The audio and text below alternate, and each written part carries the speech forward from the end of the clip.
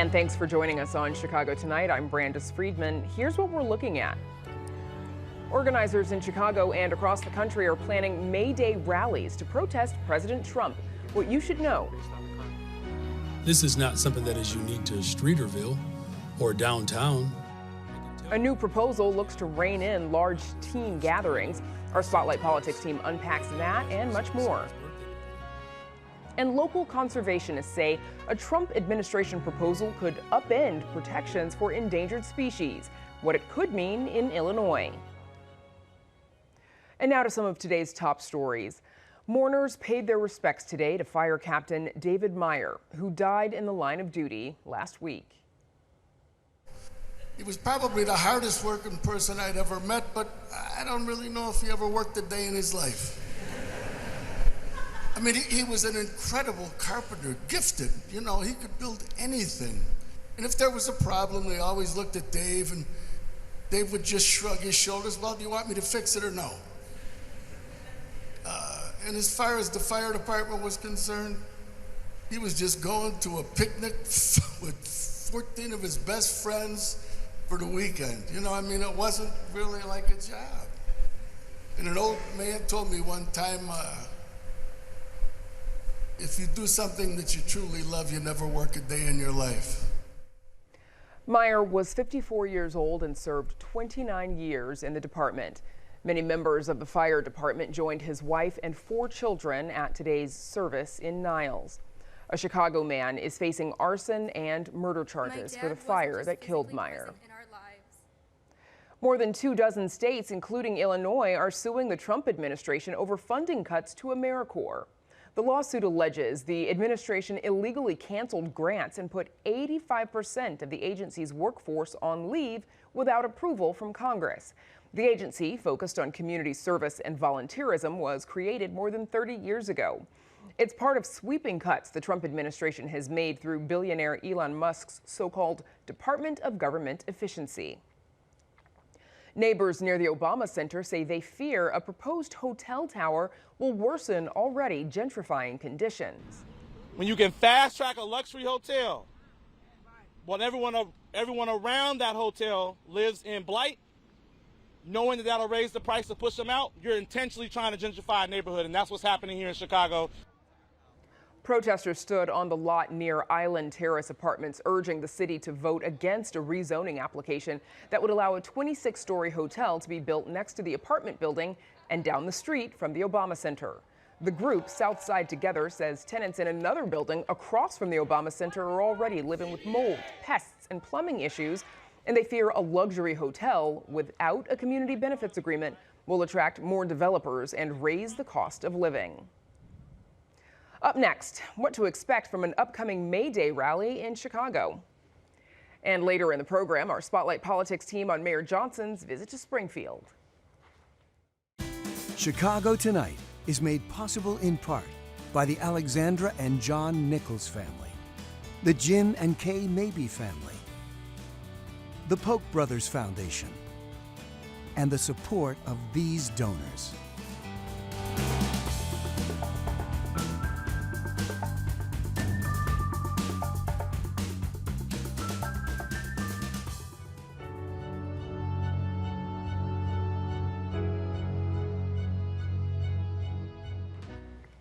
As Governor J.B. Pritzker calls on Democrats to be more aggressive in their fight against the Trump administration, organizers in Chicago and across the nation are planning May Day rallies this Thursday.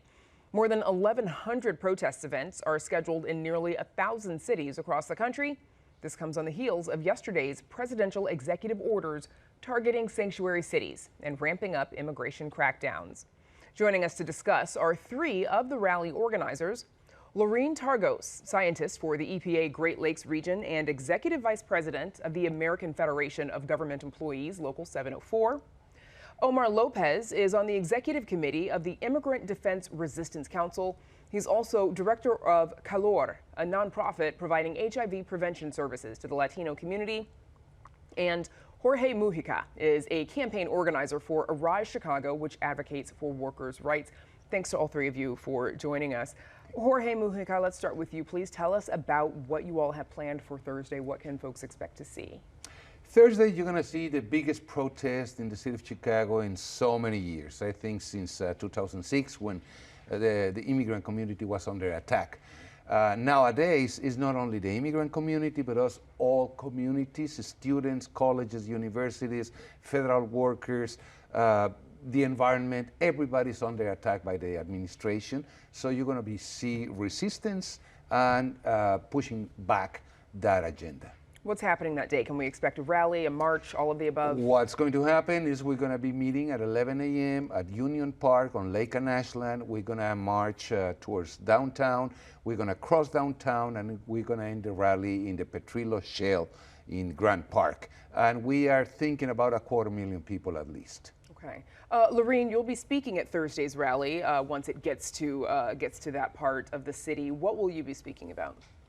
I'll be raising the voices for the 1,000 EPA workers here in Chicago and the Great Lakes region who are fighting against the Trump regime's agenda to dismantle our ability to protect clean air and clean water for the American people. What is your message to the people who will be there and to the Trump administration? Our message is to our fellow workers. We're not alone. We have a lot of solidarity to build, and we know that right now our duty is to protect democracy. Federal workers, unlike other workforces, don't swear an oath to protect the Constitution from enemies, foreign and domestic. We take that oath very seriously, especially right now as we're under attack. And we are stepping up to remind folks that when folks do come under attack, under an autocratic ruler, we know that our rights are strongest right now at the beginning of the attacks.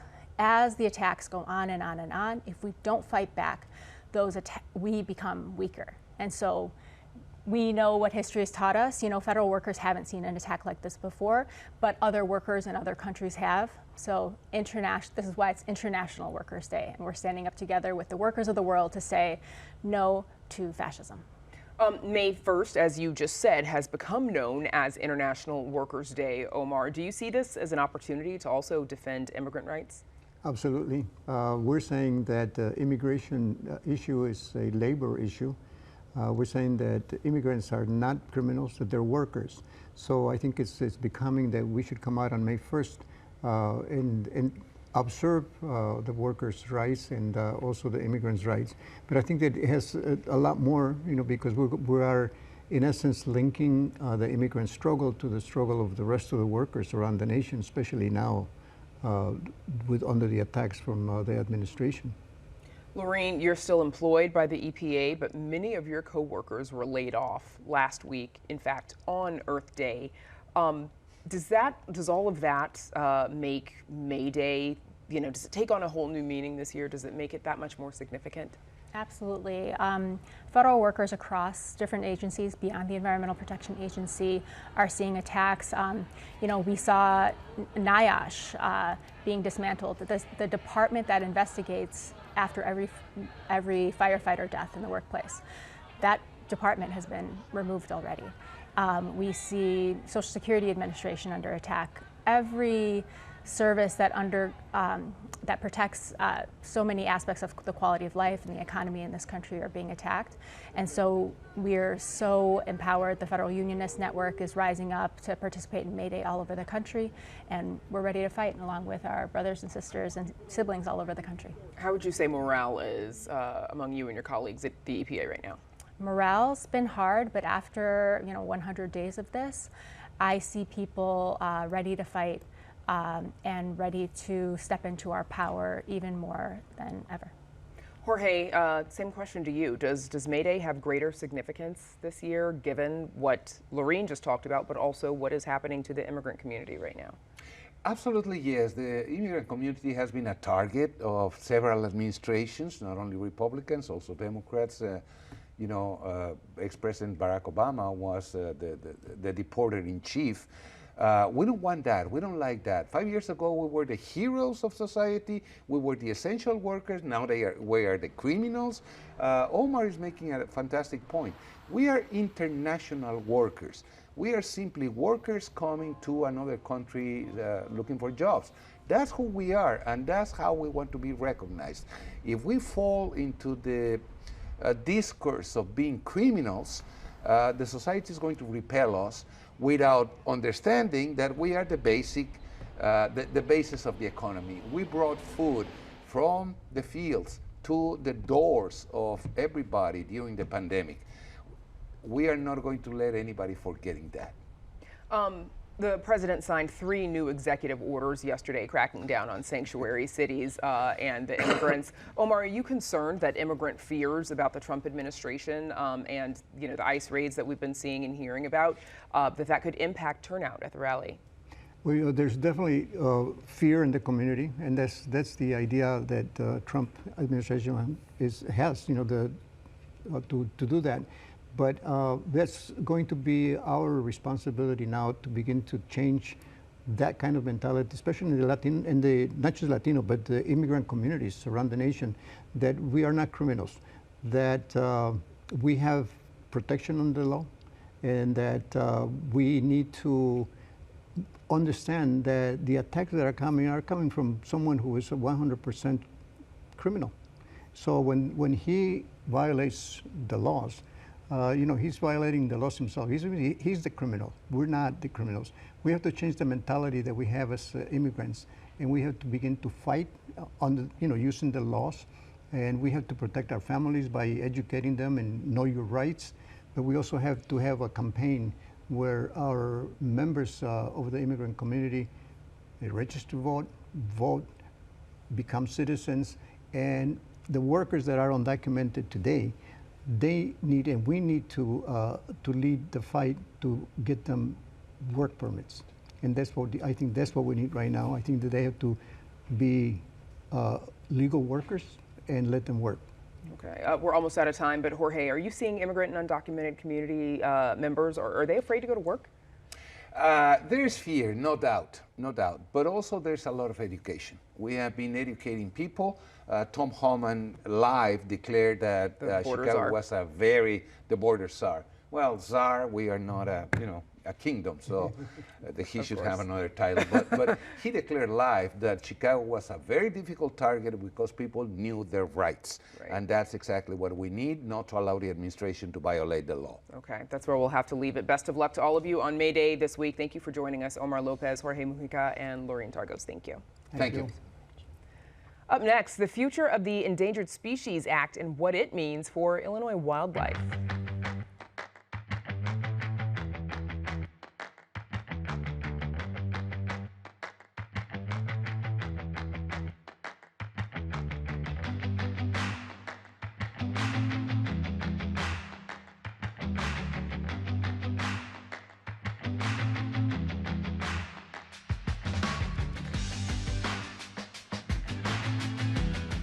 Conservationists say a proposed rule change could fundamentally upend protections for endangered species that have been in place for the past 50 years. The proposed change by the Trump administration hinges on a single word: harm. Our Patty Wetley joins us now to explain the proposal and what it could mean for Illinois. Patty, tell us what the administration is proposing and how would it change protections? Right, so the Endangered Species Act is roughly 50-ish years old at this point, and it has kind of a laundry list of things that people, which includes corporations, can't do, actions you can't take against an endangered species. And those include things like kill, hunt, harass, trap, capture. And one of the things you can't do is harm. And for the past 30, 40-ish years, harm has been interpreted to include you cannot modify their habitat, you can't destroy their habitat, you can't degrade their habitat. The Trump administration wants to rescind the inclusion of habitat modification as part of harm, so that harm has to be more intentional, injury. And so that would remove a species habitat protection. So someone I talked to said, you can't club a manatee, but you could, drain the sea that it lives in, right. Poison the water, poison the ocean, cut down the spotted owl's trees. So that's what they're proposing. If the rule change does go into effect, how could things play out here in Illinois? Well, so Illinois is one state, not every state has this, has its own Endangered Species Act. And the two kind of work in tandem, and they're very similar, but they do differ in some ways. And the Illinois Act does specify habitat. So if there was a ruling that came through, even if the federal government said an action was okay, it still would have to be reviewed by Illinois, which could then perhaps deny a development permit. So a lot of people think that because Illinois' law seems perhaps at this point stronger than the federal rule, that there might not be a lot of change or harm to come to an endangered species in Illinois. But Illinois has some gaps in its law, specifically as it relates to plants, where there aren't a whole lot of protections at either the federal or the state level for plants. And so folks who deal with endangered species are like, it's good to start talking about this now, even if we think that Illinois will protect its endangered species, we need to start talking about it, looking at where there might be gaps in the state law that you might need to compensate for something in the federal law. I'm sure you'll keep us posted on how this plays out. Patty Wetley, thank you so much. Thanks, Brandis. And you can read Patty's full story on our website. It's all at WTTW.com/news.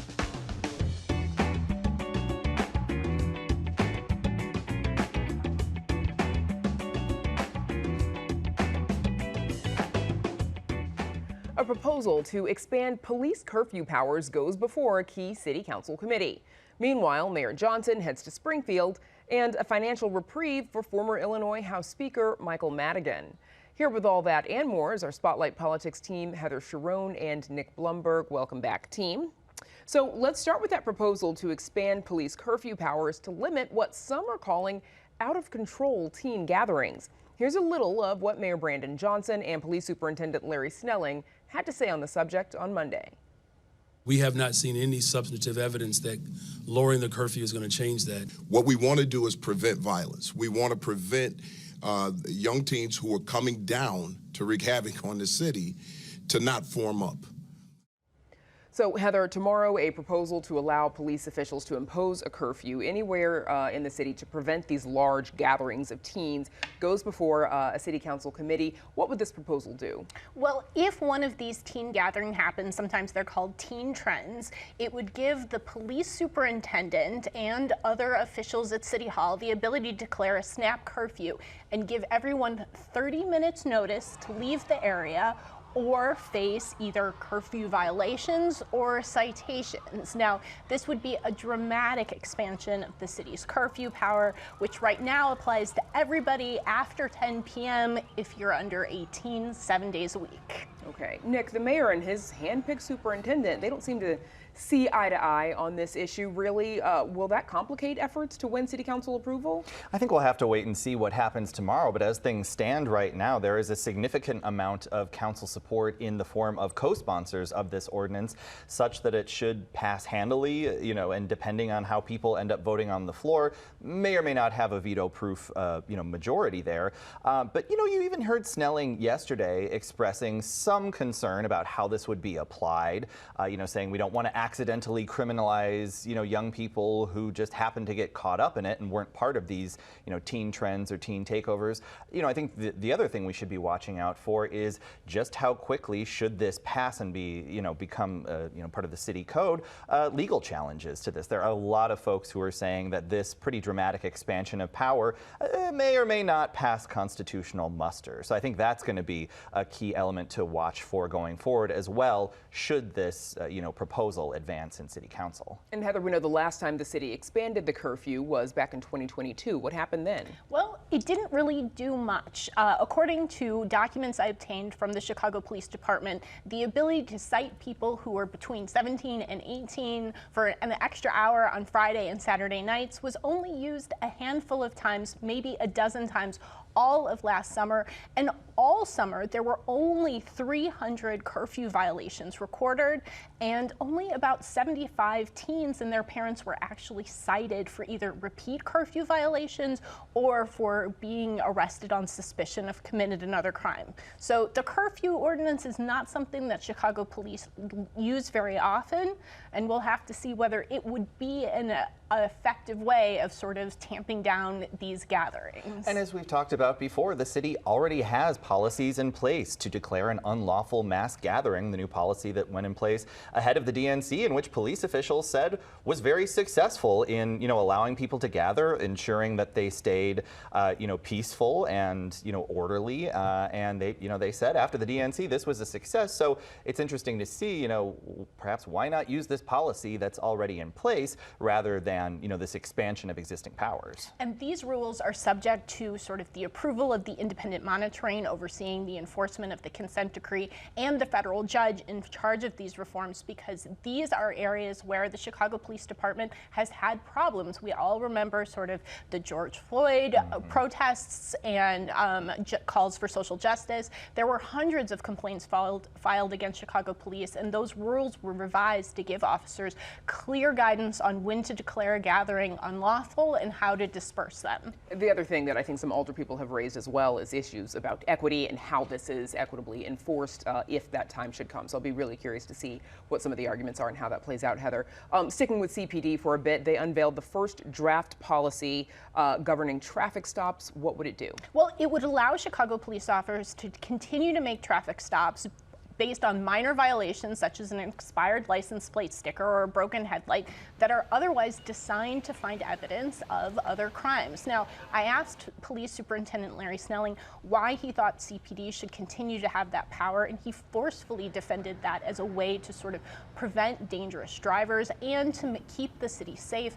However, the Community Commission for Public Safety and Accountability disagrees with them. 6 of those 7 members believe those stops should be banned because they essentially don't make the city any safer and put police officers and Chicagoans in a dangerous situation, which we have seen all too frequently result in violence. So this is going to be a big controversy. I couldn't get Mayor Johnson to sort of tell me which way he was leaning, so this is another potential area of conflict between him and, as you said, his hand-picked police superintendent. No doubt you'll keep asking him, though, I Heather. sure will.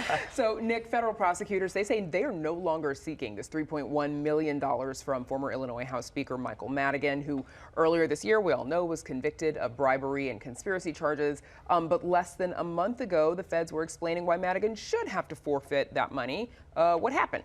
Well, there's not a lot of detail in the filing from federal prosecutors. They essentially say, we stick by our case, we stick by our arguments, but we are dropping this as a matter of discretion, independent of any other issue. We should also point out there is another issue in this case. Madigan filed, his attorneys filed a post-trial motion saying he should get a new trial. The jury didn't receive proper instruction. There were evidentiary errors. Federal prosecutors just today responding to Madigan's motion saying any errors that you can point to were not substantial at all, did not affect the outcome of the case, and should not, the judge should not take this sort of extraordinary step of overturning, the jury's decision and granting a new trial. But no longer will they be pursuing that, restitution from Madigan. So we will see how the judge decides on those 2 outstanding motions. So also, Nick, Mayor Brandon Johnson, he is in Springfield Wednesday hoping to get some financial relief from lawmakers. What is he asking for on this trip? He's got a laundry list of some issues, things like bringing back a tax on prepaid cell phones or phone minutes cards, better reimbursement rates for certain services that CPS provides, more money for the city's shelter system. They're looking to, boost the sort of 911 surcharge on phone bills, which is an issue that State Rep Cam Buckner actually has supported and has successfully run a bill on in the House. But he's not really going after a lot of these big ticket issues. And as we know, there are plenty. I mean, there is the $1 billion the states that CPS says it's owed by the state. There is this looming transit fiscal cliff of $770-some million. There's the question of the Bears Stadium. But, Johnson's asks are pretty limited in scope, and of course he has had limited success in Springfield with, Governor Pritzker earlier this year expressing frustration, saying, you got to reach out and work with us more. You're not going to build relationships this way. And Pritzker's also pointed out this is very late in the game. A lot of the budgetary issues, the bones of it, are decided before the governor stands up and makes his budget speech in, the beginning of the session in the wintertime at the beginning of the year. So, the session is barreling to a close very quickly. So it'll probably be a big lift for a lot of lawmakers, especially those outside the Chicago area, to try and push for some of these measures that Johnson's seeking. All right, eyes on Springfield then to see what, if anything, they actually come back to Chicago with. That is Spotlight Gang. Nick Blumberg, I can say your name, and Heather Sharon. Thanks. Thanks, Brandeis. We're back right after this.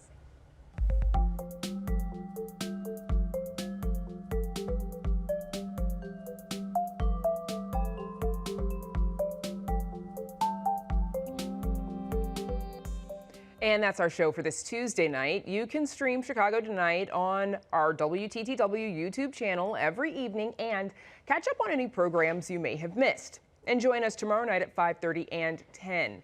Local stakeholders on the Governor Pritzker's budget proposal and priorities they'd like to see the state make. Now, for all of us here at Chicago Tonight, I'm Brandis Friedman. Thank you for watching. Stay healthy and safe, and have a good night.